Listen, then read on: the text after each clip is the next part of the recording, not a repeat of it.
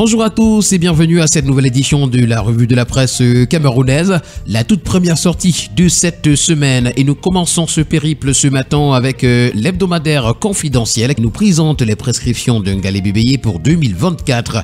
Le ministre camerounais des Transports a profité de la cérémonie de présentation des vœux par ses collaborateurs pour leur fixer de nouveaux objectifs. Le chantier s'annonce titanesque, nous renseigne donc ce matin le journal des pages 6 à 7. Également à lire ce matin dans les colonnes de l'hebdomadaire Confidentiel, formation des jeunes Camerounais, Cyril Ondigui joue sa partition. Carburant, retrouvons les enjeux d'une augmentation et puis homicide. Un enfant de 18 mois meurt dans des conditions troubles. On a également, s'agissant des accusations de viol, proxénétisme, menace à main armée et bien d'autres, Hervé Bobda qui est dans de sales draps. Toutes ces informations sont à retrouver ce matin en parcourant les colonnes de l'hebdomadaire Confidentiel. Avec la nouvelle expression ce matin, on parle du prix du carburant. C'est le gouvernement qui décrète l'inflation généralisée. Avec la dernière hausse des prix de carburant, ce sont tous les secteurs de la vie socio-économique nationale qui seront impactés avec des prix qui vont s'envoler dans tous les sens, sans aucun lien avec la proportion de l'augmentation des prix du carburant. Retrouvons ce matin à page 3 les cris d'indignation de Lady Ponce, Yaoundé qui est en état d'alerte, les partis politiques et les syndicats dans la ligne de mire du pouvoir. Également à lire dans les colonnes de la nouvelle expression ce matin, prix du carburant, 3 fake news autour de l'augmentation nous sont présentés en page 4. L'exil pédagogique, un acte de désespoir chez les enseignants. Et puis Cannes 2023, le miracle ivoirien nous est également présenté. Le quotidien Mutation, pour sa part, parle également de carburant. Jauge d'équilibre est le titre présenté par le journal. Le prix du super et du gazoil revu à la hausse de 15%. Les prix du pétrole et du gaz domestique inchangés. Les salaires des fonctionnaires revalorisés à hauteur de 5%. Les syndicats des transporteurs plaident pour la hausse du coût du transport. Tout ceci est à retrouver ce matin des pages 4 à 5. Inflation également à lire ce matin à la grande une du quotidien bleu d'Amanmana le jour. Comprendre la hausse des prix du carburant. L'État a procédé à une augmentation de 15% des prix à la pompe de super et du gazoil. Les explications nous sont présentées ce matin à la page 6. Promote 2024 également, la SGS finance Vincent PME camerounaise. À la grande une du quotidien national bilingue Cameroun Tribune ce matin, prix des carburants, l'autre ajustement qui s'imposait. Depuis le 3 février dernier, le litre de super est passé de 730 à 840 francs CFA et celui du gazoil de 720 à 828 francs CFA. L'information a été rendue officielle par un communiqué du secrétaire général des services du Premier ministre signé vendredi au terme d'une rencontre entre le gouvernement et les partenaires sociaux.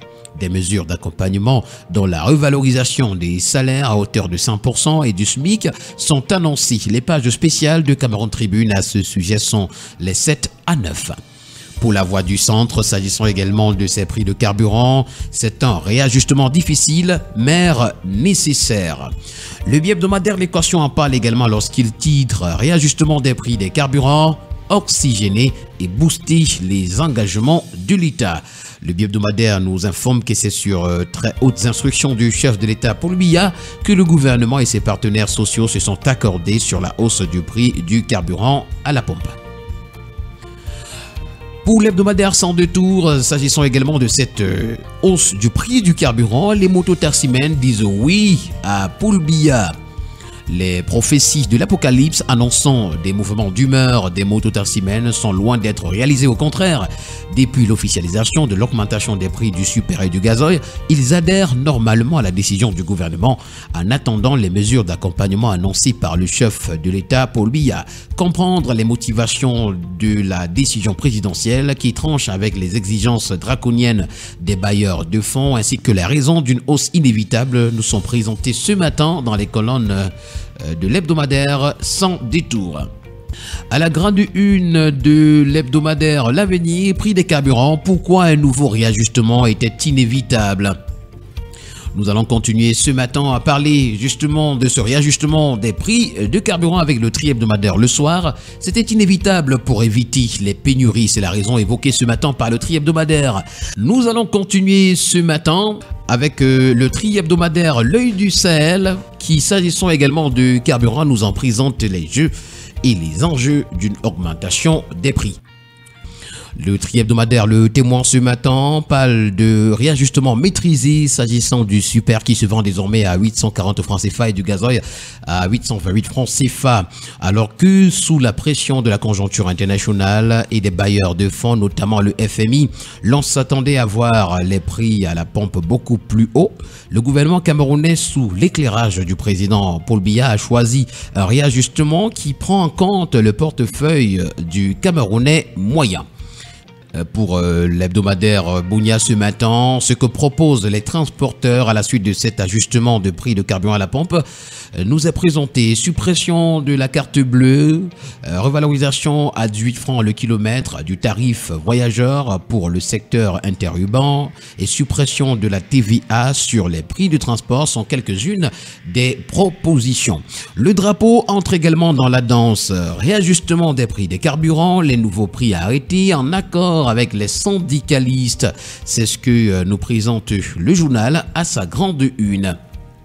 Pour le quotidien Info Matin, Paul Biya a dit non au FMI et à la Banque mondiale. Le président de la République rejette l'augmentation de 40% exigée par ces deux institutions financières et opte pour une majoration de moindre ampleur, soit 15%. Le quotidien L'Info à chaud pour sa part. S'agissant de cette augmentation, on nous présente 3 fake news du gouvernement.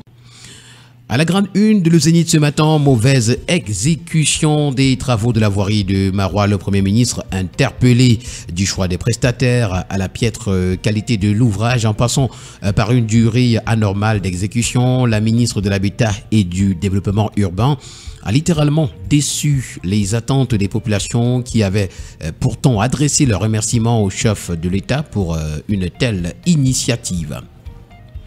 Modernisation des villes à la grande une du bi-hebdomadaire La Météo. Ketia Cortez en mission d'inspection dans le Septentrion. La ministre de l'Habitat et du Développement urbain effectue du 3 au 6 février une visite dans les régions du Nord et de l'extrême Nord. Objectif, encadrer le suivi des projets exécutés par son département ministériel, notamment le programme C2D, capitale régionale, et les projets BIP. Mesdames et messieurs, voilà qui met en terme à cette sortie de la revue de la presse camerounaise. Merci d'avoir été des nôtres et rendez-vous très prochainement pour une nouvelle édition. D'ici là, portez-vous bien.